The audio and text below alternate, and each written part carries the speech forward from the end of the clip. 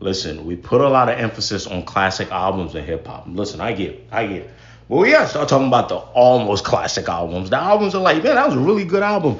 Just fell short. Today marks the 20th anniversary of 50 Cent's second album, sophomore album, The Massacre. And I was like, damn, I really enjoyed this project. So I want to talk about maybe just a few things you could have did, move stuff around that would have made this album considered a classic, right? Number one, not gonna lie to you, it's just too many songs, right?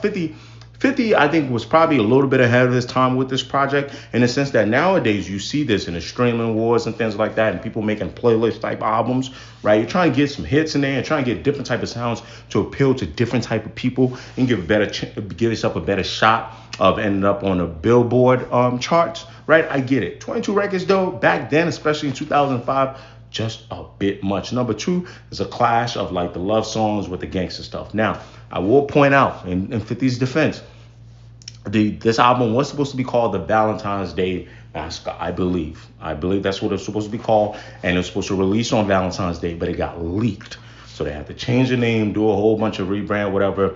So I'll give 50 an out there. But number three, and the most important part about this project, you should have took some of those records back from the whole G Unit, especially Game. Some of those records you were giving out in between your first album to this album, my God, take them all back. Let's just look at Game's project, right, on the documentary. You take back How We Do, take back Hater to Love You. You have to put the remix on here. You put those on here, ooh, album sounding way different. Hell, you can even take West Side Story while you're at it, right? He talks about even writing some of the other hooks for Game.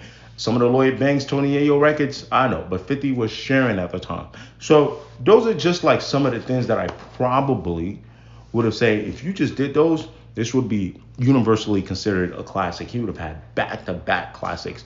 But woulda, coulda, shoulda, it is what it is. This is where we're at. So I'm just using this as an example of one of the almost classic albums. Y'all can share some of your albums that you love, and you're like, damn, I love this personally, but it could have almost been a classic. Put that in the comments, and maybe we'll do this again with another project. You heard?